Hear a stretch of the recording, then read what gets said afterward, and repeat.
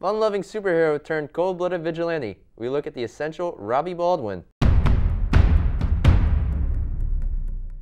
All right, everyone, welcome back to Between the Panels.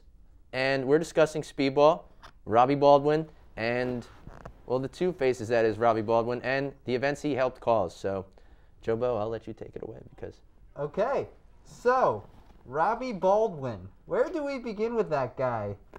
He is an interesting character because when he first was created, I think it was like around like the 80s. Mm-hmm. Late 80s, yeah. Yeah, he was like one of the characters like, okay, we're running out of ideas. So how about a kid who can just like throw bubbles at people and they explode? And like it was weird that like such a small hero would like help out Spider-Man and Daredevil. Like once they were doing the New Warriors, they're just like, okay, what like B-list, C-list heroes can we bring into here? So they got Night Thrasher, who's like a guy with nightsticks. They got Microbe, his thing is he's fat. Namorita, pretty much like the Blob. Namorita, who's the cousin of Namor. Nova, if you're like an average comic book fan, you know who Nova is. And last but not least, Speedball. Mm-hmm. And they had their own reality show, which is really interesting. You don't really see like heroes with reality shows. So what was his reality show persona? Because we all know people have reality show personas when they're on reality shows. So what was his? What was he like? What was his personality? They all weren't really serious. They were all more. It was more of a lighthearted kind of thing. You see him, and he's like, there's like the picture of him, and he's like leaping over like everybody, and he's like in the air, and he's smiling. So he was like a more lighthearted guy. So mainly they didn't really care about like actually stopping crime. I mean, they did, but it's mostly for ratings. You know, you want your show to do well. They want to be flashy rather than actually effective. Flashy. And then they get in over their heads. They decide to take on what is the I don't think they have a name. It was just like a group of strong villains. So they get a little cocky and they go take on these villains in what is it? Stamford, Connecticut. Do you know who was among the villains? Like, were there any like big names? The only big name, and it's because of what he does afterwards, is Nitro. That's the only one I know off the top of my head. Nitro was involved. And so they get in this battle, and Nitro uses his power and explodes, and over 600 people are killed, 60 of which are children, I believe. And the only survivors are Nitro and Speedball. Now, so the entire Warriors got wiped out. The entire Warriors are gone. Night Thrasher, who was actually kind of cool, he's gone, and everybody else along with him. And Speedball is held responsible. Nitro gets away.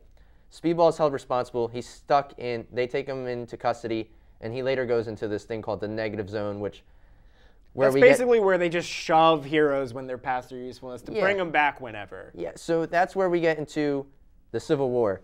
If I remember correctly, someone tried to kill him, right? Like there was an assassination attempt on him, because that's when the regular people in society started to hate superheroes, and especially not just Speedball. Superheroes, but superhumans. And that's where like the line, because I wouldn't ever really classify Speedball as a hero, because he didn't really care. He was just there for the ratings and being flashy. Well, in the beginning, but then he let his ego get ahead of him.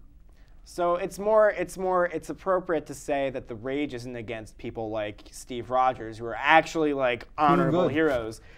It's more against the superhumans whose powers are just let unchecked. And then it's just the argument would be, if Speedball isn't really that good, what's to say he won't turn into someone like Nitro, who will just blow up places? And in fact, that's what kind of happens after the events, and he's taken into custody, everything.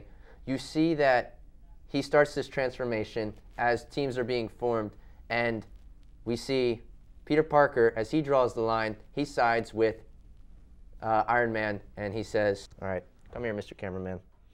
I like you. He famously takes off his mask, says, I am Peter Parker, and I have been Spider-Man since I was 15. Any questions? And then, in DC Comics, Bane says, I'm not Tom Hardy, and I'm not bald. So, anyway, Speedball is now Penance because he finds out he can only trigger his powers through pain. So he has 612 spikes piercing his body at all times when he wears his costume, and the 60 that represent the children are the closest to his heart. So he's still carrying the guilt, and he's working for Norman Osborn's Thunderbolts, who are a group of hero hunters who have to track down unregistered superhumans. So basically, the gist of Speedball, the essential Speedball, is this very tragic tale about a young superhero full of energy, and he flies too close to the sun, so to speak, and the sun blows up.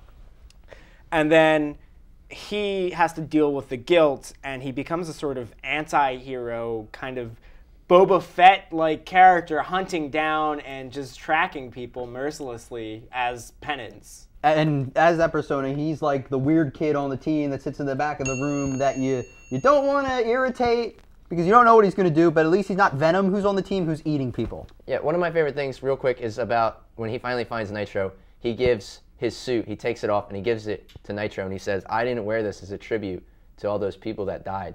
I wore it to remind myself I'm going to hunt you down, and it is your punishment. And he kills Nitro. It's crazy. And it's awesome. So that's the essential Speedball. We'll see you next time on Between the Panels. Thank you for watching. I'm Nick Lehman. I'm Jobo. And I'm Ricky Shue, Peter Parker, whatever you want to call me. But we're here, Between the Panels. See you next time.